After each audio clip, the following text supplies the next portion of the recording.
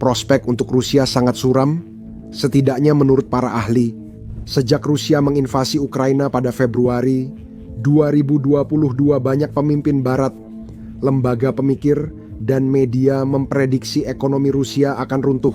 Secara khusus, para ahli telah memberikan penilaian demi penilaian bahwa industri pertahanan Rusia sedang hancur.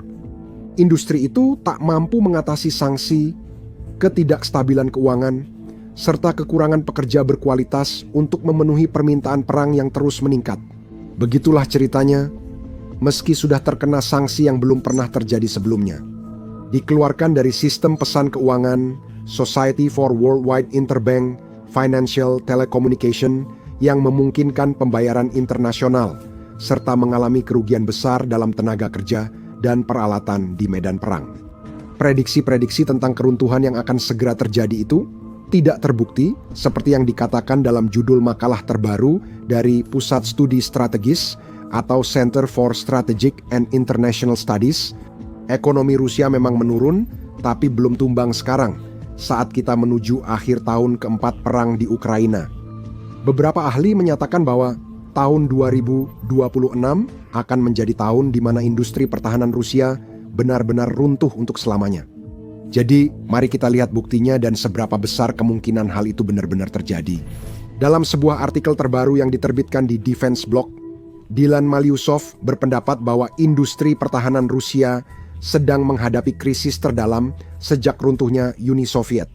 Malyusov, yang lahir di Peru dan menempuh pendidikan di Ukraina, adalah pemimpin redaksi publikasi tersebut dan penerima medali bantuan untuk Angkatan Bersenjata Ukraina atas jasa informasinya kepada negara. Dengan mengutip penilaian internal dan korespondensi yang beredar di antara para manajer sektor pertahanan yang tidak ia bagikan, ia menjelaskan bagaimana pabrik-pabrik pertahanan Rusia kini mulai kewalahan. Mereka semakin kekurangan tenaga kerja, stabilitas keuangan, dan rantai pasokan yang dibutuhkan untuk mempertahankan produksi senjata dan peralatan militer. Dan itu jelas semakin memburuk. Pasar tenaga kerja Rusia telah mengalami perubahan besar sejak Presiden Vladimir Putin memberlakukan berbagai kebijakan untuk mendorong ekonomi ke kondisi masa perang. Diperkirakan sekitar 2 juta pria usia kerja telah keluar dari angkatan kerja. Sekitar setengah melarikan diri dari negara pada 2023 setelah pengumuman mobilisasi parsial. Sebagian besar dari profesi kerah putih berpenghasilan tinggi, sisanya dimobilisasi atau sukarela menandatangani kontrak militer. Beberapa akan kembali ke angkatan kerja setelah kontrak mereka berakhir, namun banyak yang tidak akan kembali. Mereka sudah meninggal atau cacat permanen. Untuk menarik warga agar mendaftar militer dalam jumlah besar, Rusia secara drastis menaikkan gaji pokok dan bonus pendaftaran pada Februari 2022. Sebelum invasi dimulai, perwira junior hanya mendapatkan sedikit lebih dari 81.000 rubel per bulan atau sekitar 1.030. Pada Oktober tahun itu, gaji bulanan minimum untuk pasukan garis depan telah naik ke tingkat resmi saat ini, sekitar 195.000 rubel atau 2.480, meningkat 240%. Itu hampir 14 kali lebih tinggi daripada gaji rata-rata di beberapa wilayah Rusia. Selain itu, pada pertengahan 2024, rata-rata pembayaran sekali yang diterima tentara saat menandatangani kontrak mereka mencapai 485.000 rubel atau 5.300 yang kira-kira setara dengan pendapatan per kapita tahunan rata-rata di Rusia.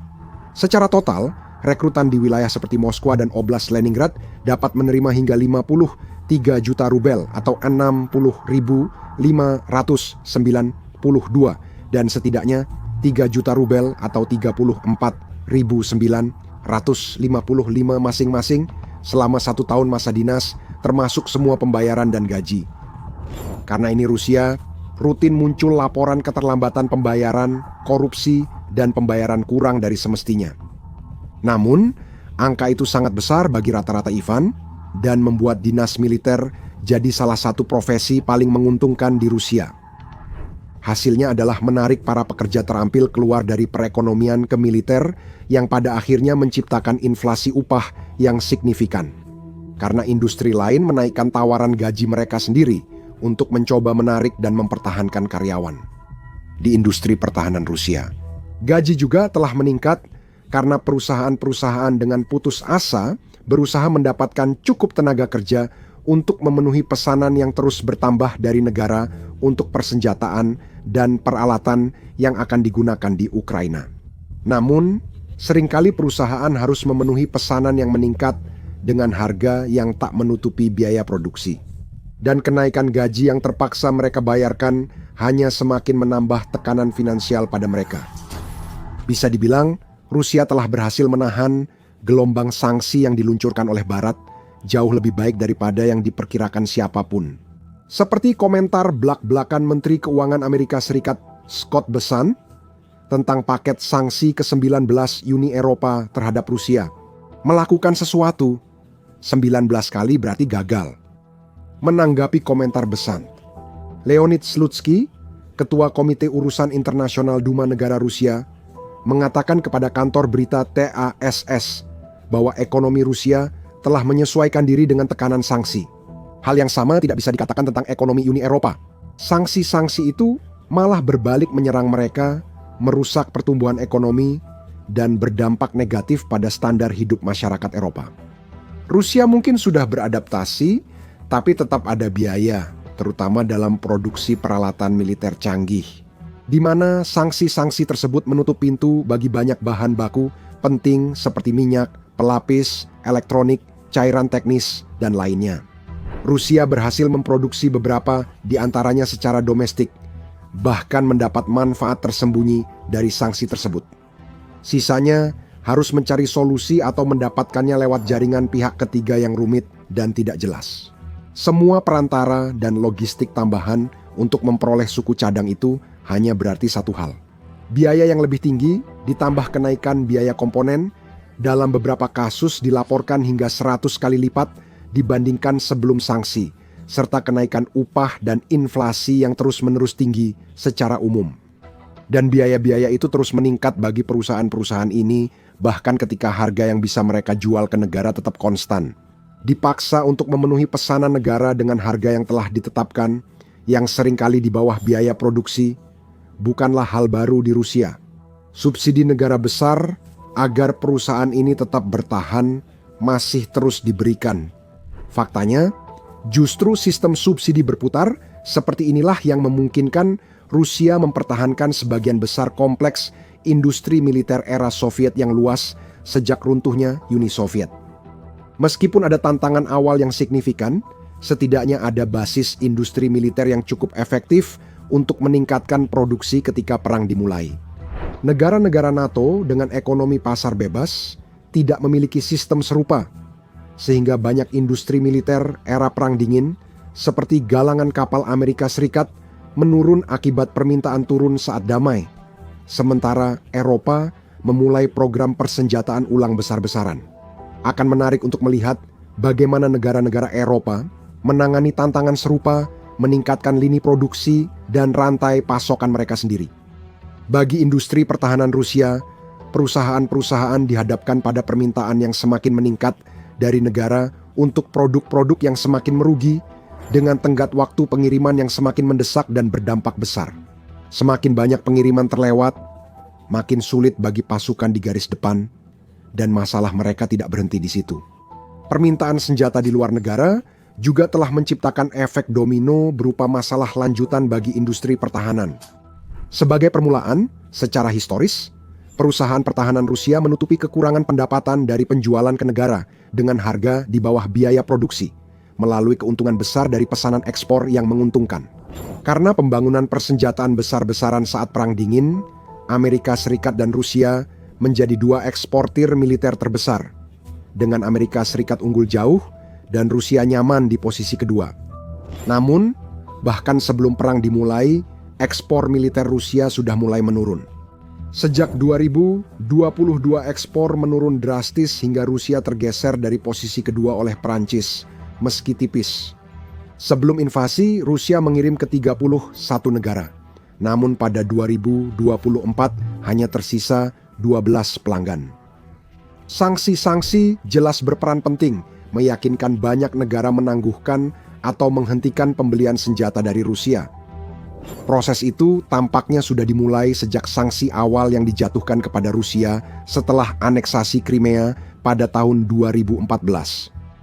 Rusia telah kehilangan akses ke banyak pasar luar negeri, dan para pembeli telah membatalkan atau membekukan kontrak karena takut terkena sanksi sendiri serta ketidakmampuan perusahaan Rusia untuk benar-benar melakukan pengiriman. Meningkatnya persaingan dari pemain pertahanan baru seperti Israel, Turki, Korea Selatan, dan India juga telah menggerus pangsa pasar Rusia di pasar utama di Asia, Afrika, dan Amerika Latin. Dan buruknya kinerja banyak sistem senjata Rusia di Ukraina, terutama pada tahun 2022 dan 2023, ketika sebagian besar penurunan ekspor terjadi, jelas tidak membantu dalam meningkatkan permintaan. Namun, faktor terbesar dalam penurunan tajam ekspor militer Rusia adalah senjata-senjata tersebut dibutuhkan oleh negara di Ukraina dan memang tidak tersedia untuk diekspor. Denis Mantarov, wakil Perdana Menteri pertama Rusia, mengatakan kepada Interfax pada tahun 2023 bahwa sebagian besar senjata yang diproduksi di negara tersebut sedang diarahkan ke medan perang di Ukraina. Penyediaan senjata itu prioritas utama kami, katanya, dan mengingat kerugian besar yang dialami Rusia sejak saat itu, kebutuhan tentara Rusia justru semakin meningkat. Intinya begitu. Karena kombinasi sanksi, kinerja yang buruk, dan pasokan yang dialihkan ini, beberapa kesepakatan besar bernilai miliaran dolar telah gagal terlaksana. Mesir membatalkan pesanan besar untuk jet tempur Su-35 pada awal 2022 dengan alasan kekhawatiran terhadap kinerja dan tekanan dari Barat. Aljazair dan Indonesia sama-sama membatalkan rencana pembelian pesawat tempur Rusia setelah Rusia tidak mampu memasok pesawat yang dipesan karena tuntutan perang. Para pembeli kecewa dengan rencana penggantiannya. Filipina membatalkan kesepakatan 127 miliar untuk 16 helikopter Mi-17 pada 2022 diduga karena tekanan diplomatik berat dari Amerika Serikat. Pembatalan-pembatalan ini tidak hanya memengaruhi perusahaan besar yang biasanya milik negara yang pada akhirnya memproduksi sistem senjata utama seperti tank, pesawat, dan kapal. Ini juga berdampak pada puluhan bisnis kecil milik pribadi yang memasok bahan baku, suku cadang, dan layanan. Yang memperburuk situasi, negara sebagai pelanggan utama kesulitan membayar tepat waktu meski pengiriman tetap diharapkan. Meskipun demikian, ada konsekuensi hukum yang berat jika tidak melakukan pengiriman di samping semua tekanan lain yang mereka hadapi. Akibatnya, pabrik-pabrik tak mampu membayar upah, melunasi pembayaran ke pemasok, atau membeli komponen. Malyusov menyebutkan salah satu dokumen menunjukkan pengiriman tank Januari belum dibayar. Bahkan ketika kontraktor tetap secara hukum berkewajiban untuk mengirimkan kendaraan baru sepanjang tahun. Selain itu, serangan drone dan rudal Ukraina ke fasilitas energi, industri militer Rusia, serta sabotase terus mengganggu. Pada bulan Oktober, Ukraina mengklaim telah menyerang pabrik amunisi Sverdlov di Oblast Nizhny Novgorod, sebuah fasilitas yang memproduksi bom aviasi, amunisi artileri, dan munisi anti pesawat. Sebelumnya pada bulan Agustus, di oblast yang sama, Ukraina menyerang pabrik pembuatan instrumen Alzamas yang memproduksi sistem optik, elektronik, dan navigasi untuk pesawat militer, rudal, dan kendaraan Rusia.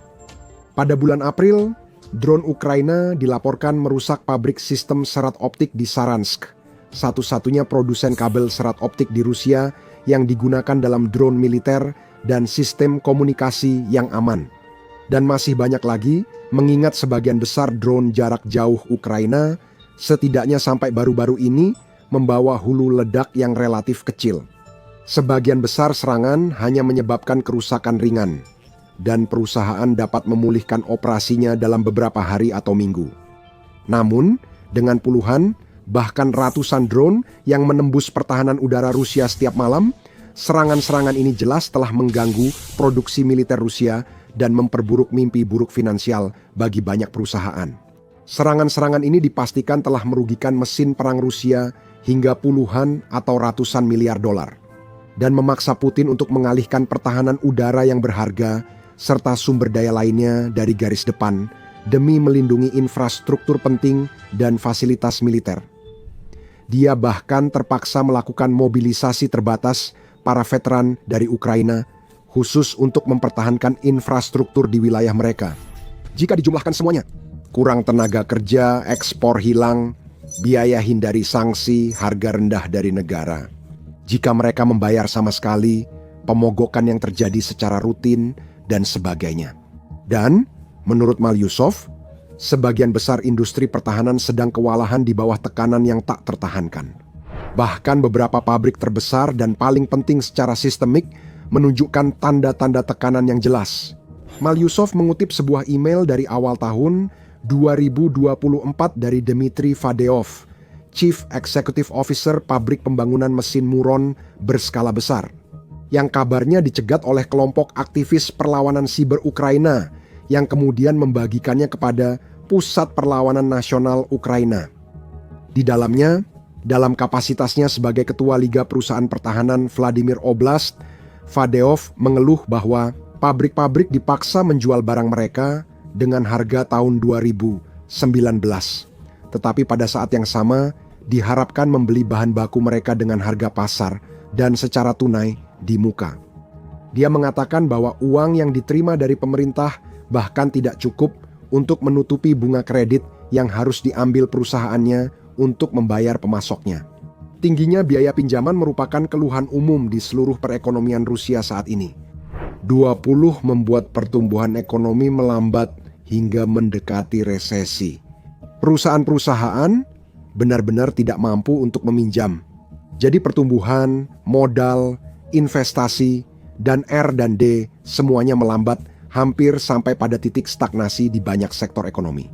Selain itu, Fadeov mengatakan bahwa uang pemerintah terikat sampai kontrak selesai, yang biasanya berlangsung 3-5 tahun. Artinya, selama waktu itu, uang tersebut pada dasarnya dibekukan. Dia juga mengeluhkan kekurangan staf di pabrik akibat mobilisasi massal dan minimnya akomodasi di daerah itu. Akibatnya, pabrik pembuatan mesin Muron telah kehilangan 70 juta rubel, sekitar 770.000 dalam produksi perangkat tersebut. Satut 146 hanya sistem navigasi saja.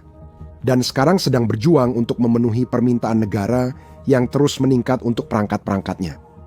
Keaslian dokumen tersebut, yang diduga merupakan email Fadeov, sulit untuk diverifikasi dan tidak jelas apakah masalah yang dijelaskan telah diselesaikan setelahnya.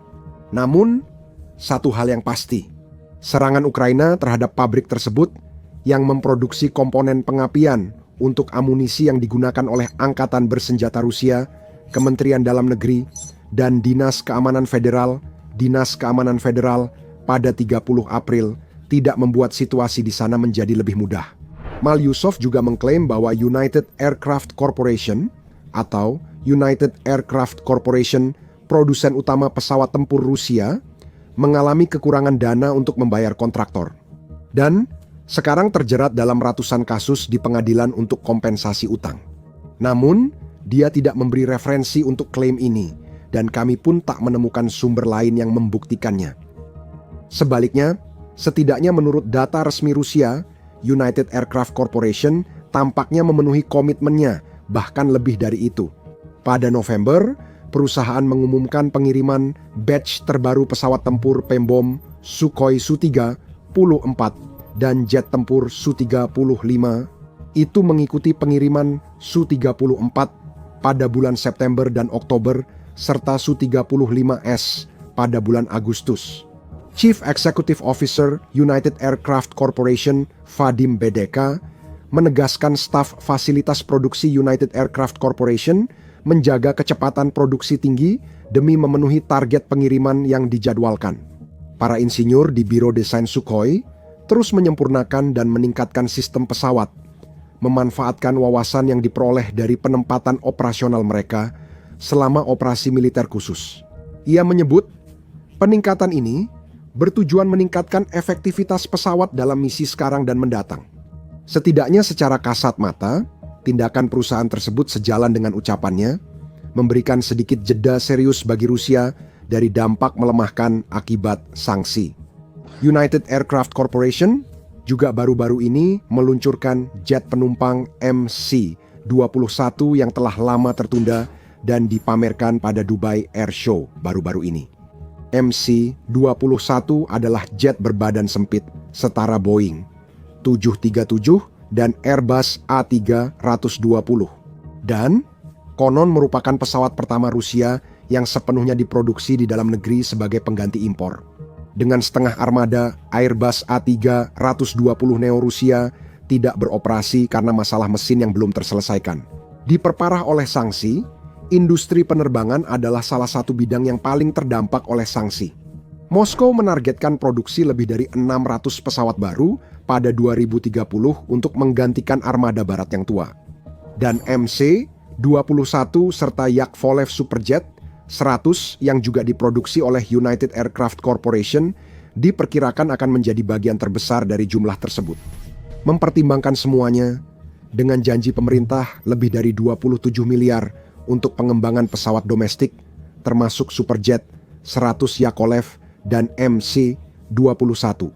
Dan prioritas yang jelas dari Moskow. Kemungkinan besar, bahkan jika klaim Malusov tentang United Aircraft Corporation yang terlibat dalam ratusan kasus pengadilan itu benar, perusahaan tersebut kemungkinan besar telah mampu mengatasinya. Namun, dengan kejadian di Urul-Vagan-Zavod atau Urul-Vagan-Zavod, Anda tak bisa sepenuhnya yakin. Produsen tank dan gerbong kereta barang Rusia di Nizhny Tagil, sekitar 870 mil dari Moskow, mengumumkan pada November akan merestrukturisasi operasi demi mengurangi biaya. Termasuk kabarnya hingga 10 stafnya. Mengutip dokumen internal, media lokal E1 melaporkan bahwa Urul-Vagan-Zavod berencana melakukan pemangkasan hingga 50 orang di berbagai departemen pada Februari 2026 dan menghentikan perekrutan baru. Ketika ditanya tentang laporan tersebut, Urul-Vagan-Zavod mengatakan kepada Reuters bahwa dalam situasi saat ini, seperti perusahaan lainnya, Urul-Vagan-Zavod sedang melakukan restrukturisasi yang terutama bertujuan untuk mengoptimalkan pengeluaran administrasi dan manajemen. Urul-Vagan-Zavod menambahkan bahwa mereka terus bekerja dengan intensitas tinggi untuk memenuhi pesanan pertahanan negara dan perekrutan baru tetap berlangsung. Tentu saja, berdasarkan laporan resmi Rusia, Urul-Vagan-Zavod masih memenuhi pesanan-pesanan tersebut. Pada November, perusahaan mengumumkan pengiriman batch pertama TOS-1A Solon Sepyok yang baru ditingkatkan, peluncur roket berganda termobarik.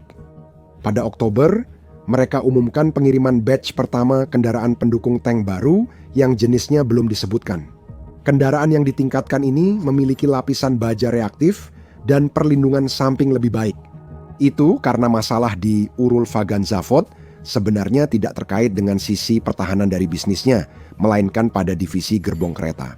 Perusahaan itu dan sebagian besar perusahaan logistik energi di Rusia tengah menghadapi penurunan permintaan gerbong barang yang tajam dan berkepanjangan. Hal itu disebabkan oleh penurunan tajam volume kargo yang pada gilirannya disebabkan oleh gangguan besar pada ekspor utama akibat sanksi ekonomi dari Barat dan sanksi kinetik dari Ukraina. Salah satu perusahaan pertahanan besar yang jelas-jelas sedang mengalami masalah keuangan serius adalah E-Tach'o Kronstadt, salah satu produsen drone terbesar di Rusia dan pembuat sistem Orion dan Inerodskaya. Pada 2022 perusahaan itu mengumumkan perluasan produksi di 2 pabrik perakitan unmanned aerial vehicle di wilayah Moskow. Perusahaan itu kini diambang bangkrut usai berbulan-bulan menghadapi gejolak keuangan, tuntutan hukum, dan kemunduran di medan perang. Bahkan sebelum perang dimulai, keuangan perusahaan itu sudah goyah. Pada 2020, Kronstadt mencatat pendapatan sekitar 2 miliar rubel, 25 juta. Tapi rugi lebih dari 35 miliar rubel, 45 juta. Namun masalah sebenarnya justru dimulai tak lama setelah pengumuman tahun 2022 itu, ketika investor utama Kronstadt, AFK Sistema, menarik diri. Tanpa dukungan keuangan, utang perusahaan naik, dan mereka kesulitan memenuhi permintaan produksi yang meningkat. Tambahkan semua masalah industri yang lebih luas yang sudah kita bahas sebelumnya ke dalam campuran itu. Kurang staf, sulit dapat suku cadang, biaya naik, dan pada 2025 semuanya runtuh dramatis. Perusahaan menghadapi lebih dari 40 gugatan hukum dengan total 6.263 juta rubel atau sekitar 7 juta. Para subkontraktor dikabarkan berlomba-lomba mengajukan klaim lebih awal karena khawatir perusahaan tersebut kemungkinan besar akan bangkrut. Belum jelas sejauh mana masalah hukum ilegal ini memengaruhi kemampuan perusahaan memenuhi pesanan dari negara. Namun kehilangan Kronstadt tidak diragukan lagi akan menjadi kemunduran besar bagi industri pertahanan Rusia dan operasi militernya, yang semakin bergantung pada sistem udara tak berawak. Itu sebabnya Moskow tak akan membiarkannya terjadi. Jika keadaan memaksa, Putin hampir pasti akan menasionalisasi perusahaan tersebut dan memulihkan produksi dengan cepat. Dia sering kehilangan sistem pertahanan udara S-400 yang nilainya jauh lebih besar dari utang Kronstadt akibat serangan presisi Ukraina. Jadi, keputusan ini sangat jelas jika mempertimbangkan semuanya. Artikel Malusov menggambarkan suramnya industri pertahanan Rusia. Sentimen ini juga banyak diungkap dalam analisis Barat tentang ekonomi dan sektor militer Rusia. Anda mungkin berharap menemukan tanda-tanda jelas adanya masalah yang dilaporkan di media Rusia, bahkan jika hanya berupa petunjuk-petunjuk halus yang harus dicermati. Namun, ekspresi politik tentu saja ditekan dengan keras di Rusia. Namun, untuk urusan ekonomi dan keuangan, biasanya kelonggarannya lebih besar. Anda bisa mengeluh soal biaya hidup naik, atau berdebat soal penurunan suku bunga tanpa takut Dinas Keamanan Federal. Dan di lingkungan saat ini, jutaan orang melakukannya, menggulir berita di, misalnya, media keuangan yang sudah mapan, Kommersant. Terdapat kekhawatiran mengenai pertumbuhan dan investasi stagnan, suku bunga dan inflasi tinggi, serta utang besar. Itu hanya sebagian dari masalah nyata ekonomi Rusia. Tapi Anda bisa merasakan bahwa mereka merasa situasinya masih terkendali, bahwa mereka masih punya tuas untuk ditarik, dan ini hanya soal memilih yang tepat. Ekonomi memanas, kami berupaya memperlambatnya. Mereka bisa bilang langkah itu berhasil tapi mungkin terlalu efektif. Sekarang kita harus mengambil langkah tepat untuk mulai tumbuh lagi. Konsensus tampaknya memang demikian. Alexander Mikhailov, Kepala Biro Analisis Politik Militer Rusia, menyampaikan pada TASS di November untuk industri pertahanan. Pada tingkat makro, Rusia mengungguli seluruh kompleks industri pertahanan Eropa bersatu dalam hal senjata dan amunisi. Eropa berpopulasi 0,5 miliar dengan sekitar 30 negara maju dan 10 industri pertahanan mapan kini tetap tak mampu bersaing dengan sektor pertahanan gabungan Rusia. Ini adalah keunggulan yang signifikan. Dia juga mengklaim bahwa kontrak luar negeri Rusia, yaitu ekspor pertahanan, sekarang berjumlah sekitar 60 miliar. Dan setelah operasi militer khusus berakhir, Rusia diperkirakan akan memperoleh lebih banyak lagi dari ekspor senjata. Waktu akan membuktikan dia benar atau hanya gertakan. Tahun 2026 adalah saat ramalan tentang kehancuran Rusia akhirnya jadi kenyataan. Pastikan berlangganan saluran kami dan aktifkan notifikasi untuk pembahasan isu militer terkini. Terima kasih sudah menonton.